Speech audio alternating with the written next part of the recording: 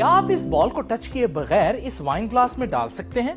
बज़ाहिर आपके लिए ऐसा करना मुमकिन नहीं है, लेकिन अगर आप सेंट्रीफ्यूगल फोर्स के बारे में जानते हैं तो आप ऐसा कर सकते हैं। तो आइए डिस्कस करते हैं कि सेंट्रीफ्यूगल फोर्स क्या होती है। अगर पानी से भरी इस बकेट को उल्टा दिया जाए तो क्या होगा?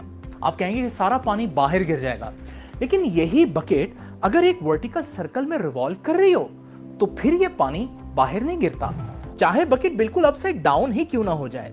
ऐसा लग रहा है जैसे बकेट के अंदर मौजूद पानी पर हर लम्हा एक फोर्स लग रही है जो उसको बकेट की बेस से जोड़कर रखती है। अगर आप हर पॉइंट पर इस फोर्स को गौर से देखें तो ये तो सर्कल के सेंटर से आउटवर्ड डायरेक्शन में एक्ट कर रही है। इसे हम सेंट्रीफ्यूगल फोर्स कहते हैं। So centrifugal force is an apparent force acting radially away from the centre of the circle. ये सेंट्रीफ्यूगल फोर्स ही है जिसकी वजह से मौत के कुएं में गाड़ियां और मोटरसाइकिल कुएं की दीवारों के साथ जुड़ी रहती हैं और गिरती नहीं। इसी तरह से ग्रेविटी फ्री सिस्टम्स यानी सैटेलाइट्स वगैरह को उनके एक्सिस पर रोटेट करके सेंट्रीफ्यूगल फोर्स जनरेट की जाती है, जो सैटेलाइट के अंदर मौजूद ऑब्जेक्ट्स के लिए एक आर्टिफिशियल ग्रेविटी के तौर पर एक्ट करती है। अब आप समझ गए होंगे कि ये सेंट्रीफ्यूगल फोर्स ही थी जिसकी वजह से बॉल इस वाइन ग्लास की दीवारों के साथ कनेक्टेड रही और गिरी नहीं।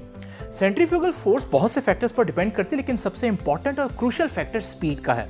जैसे इस केस में अगर आप देखें, अगर इस गाड़ी की स्पीड कम हो तो हम देखते हैं कि सेंट्रीफ्यूगल फोर्स इनफ नहीं थी कि ये सर्कल कंप्लीट हो सकता। अगर मैं स्पीड ज्यादा कर दूं तो फिर आप देखेंगे कि सेंट्रीफ्यूगल फोर्स इतनी ज्यादा होगी कि गाड़ी ये सर्कल कंप्लीट कर लेगी।